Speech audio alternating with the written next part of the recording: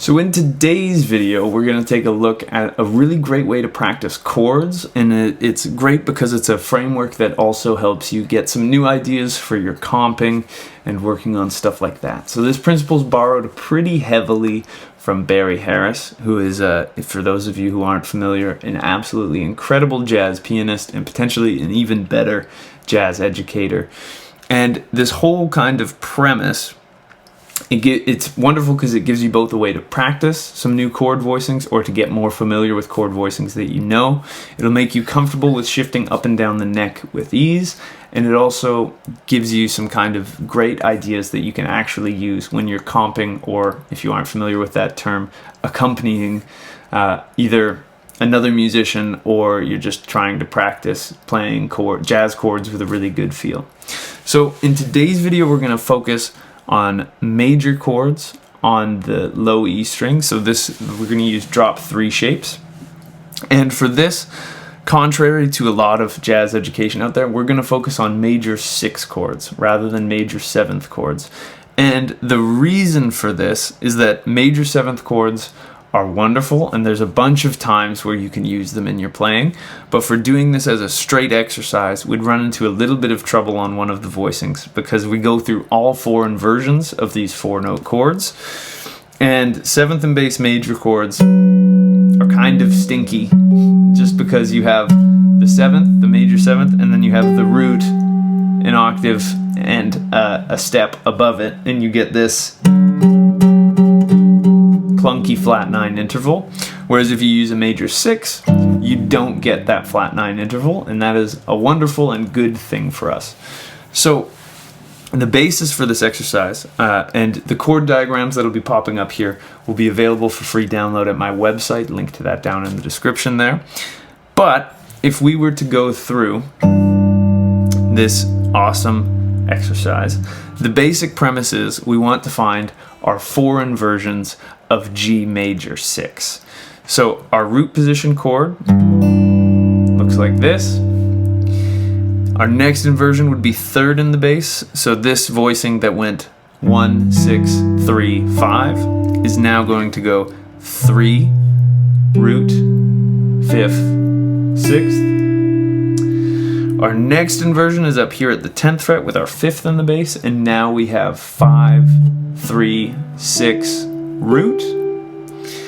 Then if we go up to our last inversion, we end up with this. Some of you might know this is an E minor 7 voicing, but E minor 7 is the same group of 4 notes as G major 6. So this voicing goes 6, 5, 1, 3, and then we might as well throw in that original voicing up the octave as well. Now what we're going to do for the next part of the exercise is we're going to play through 4 inversions of a diminished 7 chord. And I would think of this as an A diminished 7. So this A diminished 7 chord, the great thing about diminished 7 chords is that they're completely symmetrical, so you only need to learn this one voicing and you change the fret that you play it at. So we would have A, C up at our 8th fret, E flat up at our 11th fret, and then F sharp up at our 14th fret. And now what we're going to do is we're going to put those 2 together. But before we do, let me explain what this diminished chord is kind of doing. So this A diminished 7 is essentially a D7 flat 9 chord, just without D in it. So A is my 5th of that D7 flat 9, F sharp is my 3rd, C is my flat 7th, my dominant 7th, and then E flat is my flat 9. And then when I go through this, the C diminished, E flat diminished, and F sharp diminished are just different inversions of this. So the cool thing that happens in this exercise is you get this cadencing feel where you play a chord, so G6, you then play a diminished, which is acting like the 5 of that chord, and that leads you to the next inversion, and then it just repeats. Jumbled my fingering up there at the top, but it just repeats on itself. So this exercise, I'll play through it slowly with you, and feel free to follow these diagrams up top, but we would start with this root position, G major 6. We would then go to the next note of our G major scale, which is A, and we play that diminished. Now when we get to the third, that's going to be an inversion of G major 6. So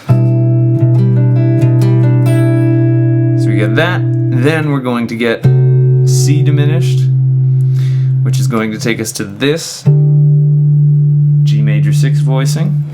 We're going to throw in a passing note to our major scale, so this is on the sharp 5 or E flat, sharp 5, flat 6, however you want to think about it. Then we're on a note that is in our major scale, or it's in our chord, so our chord tone, we harmonize that as a G major 6. Then the major 7 is going to be this dominant chord, which then will take us back here. And then I always say what goes up must come down with my students, so let's work it back down the other way. We get F sharp diminished, G major 6 over E, E flat diminished, G major 6 over D, C diminished, G major 6 over B, A diminished, and then this is going to fall right back to G major 6. So a little bit quicker, this exercise will sound like this, and I'm going to forego the diagrams on this. This is just so you can hear what this sounds like once you get it practiced and under your fingers. So we would get...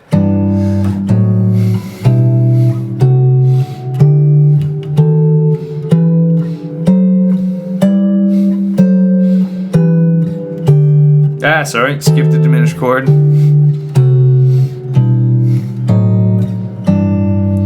So this is a great way to not only get comfortable with all your inversions of a G major 6 chord, but it also gives you a way to practice it all the way up the neck. Now, let's do this in a different key, just so you can get an idea of what this might look like. So let's use the key of C. And for this, what I want to do is I want to start as low on the neck as possible. So I'm actually not going to start in a root position chord like I did last time.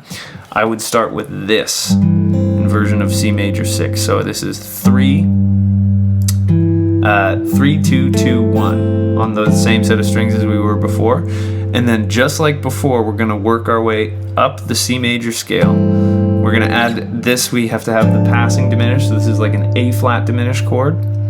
This is going to go to C major 6 over A. It looks a lot like A minor 7. B diminished to C major 6. To D diminished. C major 6 over E.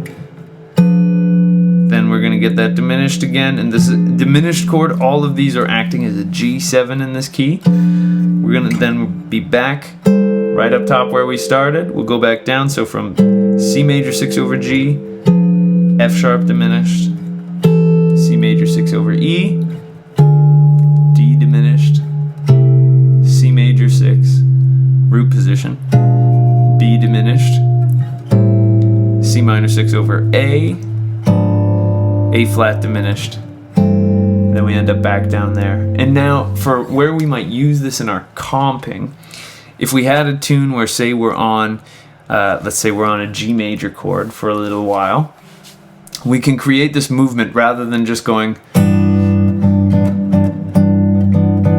which is fine. That is just the static voicing. I could take that same rhythm now, but I can move around in these shapes. So I could go dun, dun, dun. And I turned that into Out of Nowhere, but let me do that again. Dun, dun.